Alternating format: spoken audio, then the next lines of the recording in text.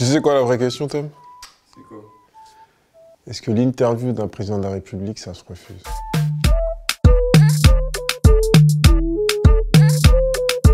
Bonjour à tous, bienvenue dans ce nouveau numéro de l'œil de la rédac. Aujourd'hui, on va s'intéresser à tout ce qui s'est passé, toute l'actualité de Bouscapé durant le mois d'avril 2022. C'est parti!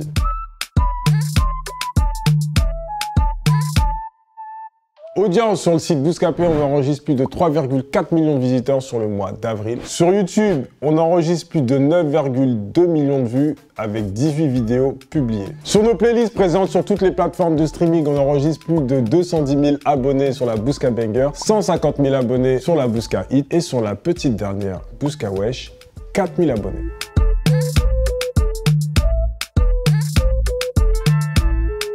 Le contenu du mois, c'est la vraie interview avec Emmanuel Macron. On a reçu le président sortant entre les deux tours pour une interview exclusive sur Bouscapé extrait. Encore une fois, moi, ça n'est pas mon affaire que cette maman mette un voile ou ne mette pas le voile. Ça ne me regarde pas. Si elle vient dans un service public, en tant qu'agent de service public, je lui demande la neutralité. C'est normal, c'est la loi de la République. Pour cette vidéo, exceptionnellement, on a fait appel à Nesrine Slaoui et Kersh de Rappeline pour mener l'interview. Le format de la vraie interview a légèrement été revu. Ici, il n'était pas question de refaire la carrière du président de la République, mais plutôt de le mettre face à des thèmes précis qui concernent notre audience et qui nous concernent. Ce contenu en a surpris plus d'un. Il a énormément fait parler sur les réseaux sociaux, mais ça, on en parlera plus tard. En termes de statistiques sur YouTube, Instagram, Facebook et Twitter, en cumulé, on a réalisé presque 3 millions de vues et plus de 19,5 millions d'impressions sur l'ensemble de nos réseaux sociaux. Bravo à toutes les équipes de Bouscapé qui ont bossé dur pour la réalisation de ce contenu.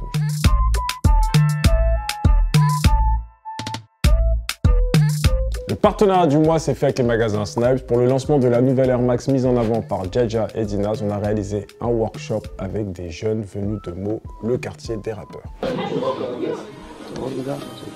C'est la surprise, hein, mais je pense qu'il y en a certains qui s'en doutaient.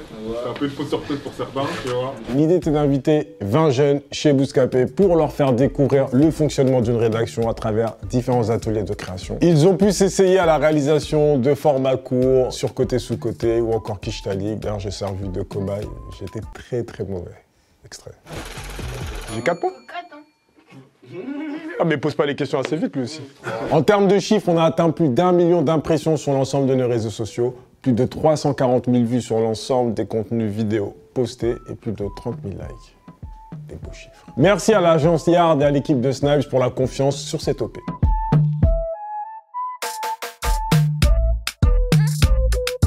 Le talent du mois, il s'appelle Ben, il vient tout juste de nous rejoindre, il est directeur de création Brain Content, il va se présenter lui-même. Alors je suis Ben Desjardins, j'ai 31 ans, ça fait un mois là que j'ai rejoint les équipes Bouscapé. Avant ça, j'ai fait un peu plus de 7 ans de régie publicitaire. Donc je suis passé par Webedia, par la presse quotidienne régionale, et le média OKLM sur lequel j'étais directeur commercial et où j'ai développé la partie régie publicitaire. L'idée elle est très simple, c'est que je pense que Bouscapé aujourd'hui a une ambition de se développer sur la partie commerciale et sur la partie création avec les marques. Donc moi mon rôle aujourd'hui c'est de trouver avec les équipes les bonnes idées d'intégration qui correspondent aux besoins des différentes marques et de pouvoir les intégrer de manière native et naturelle à l'environnement éditorial Bouscapé. Une vraie bonne journée sur mon poste, c'est une journée où on me voit pas trop, je pense. Il n'y a pas vraiment de journée type et je pense que c'est ça qui est bien sur ce poste-là. C'est que en fait, je peux faire des grosses journées au bureau parce que j'ai beaucoup de suivi de mails à faire ou de dossiers et puis je peux ne pas être là pendant une semaine parce qu'il y a des prods à gauche à droite sur lesquels je dois intervenir.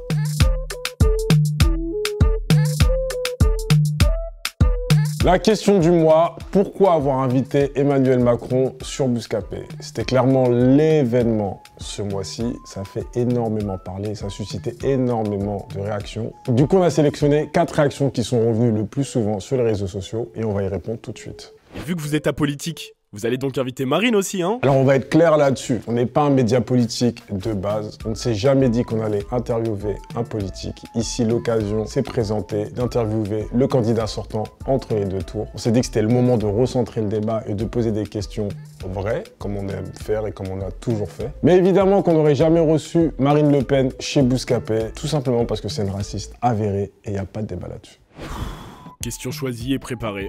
Alors c'est une question qui est très souvent revenue dans les commentaires, donc on va être très transparent là-dessus. Quand la responsable de communication nous a contactés pour faire l'interview d'Emmanuel Macron, on a imposé 3 conditions. La première, pas de droit de regard sur les questions, ni droit de regard sur le montage final. La seconde, on n'allait pas faire une interview rap, on n'allait pas parler de rap. Le but, c'était pas de le rendre cool, mais c'était de poser des vraies questions sur les problématiques qui touchent les jeunes et la jeunesse. Et la troisième, c'était qu'ils viennent faire l'interview ici. C'était important pour nous, pour le symbole, qui se déplace jusqu'ici. Malheureusement, il n'a pas pu se déplacer jusqu'ici pour des questions d'agenda et des questions de sécurité évidentes. Et très important d'avoir en tête que pour nous, il était hors de question de faire un contenu divertissant, type dans la Gova ou surcoté, sous-côté. On voulait pas faire du Guillaume Play ni du McFly et Carlito. C'était important de poser des questions vraies et c'est ce qu'on a fait.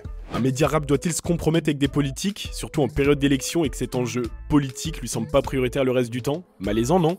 Évidemment, nous ne sommes pas dupes. On sait pourquoi le candidat est venu sur Bouscapé pour s'adresser aux banlieues et à la jeunesse qu'il a tant négligé juste avant le vote final. Mais notre objectif était clair, saisir l'opportunité de lui poser des questions qui nous semblaient importantes. On avait chacun notre intérêt à le faire. Tout s'est fait en très peu de temps. On a eu une semaine en tout et pour tout pour préparer cette interview, en sachant qu'on a tourné le jeudi soir 17h pour sortir la vidéo le lendemain à 17h. À la fin, on a posé les questions qu'on voulait poser, il a donné les réponses qu'il voulait donner et le public a pu se faire son propre avis. Et ça fait un moment que Bouscapé se développe et se diversifie avec des concepts différents, des invités, des sujets divers et variés. Ils réussissent à ramener le président, il y en a qui trouvent de quoi critiquer. On n'avancera jamais. Après la critique, tant qu'elle est constructive, on est très à l'aise avec ça. On peut comprendre que certains étaient déroutés de voir un politique sur Bouscapé. Cependant, zéro regret. Si c'était à refaire, on referait pareil. Après, chacun interprète le symbole à sa manière. À titre personnel, j'ai créé Bouscapé il y a 16 ans avec mes 2 acolytes. Dans le fin fond du 91, on n'aurait jamais imaginé être aussi incontournable. Aujourd'hui, recevoir une personnalité politique pour parler des problèmes qui touchent les banlieues ou les jeunes, pour nous, c'est une réussite et c'est un accomplissement.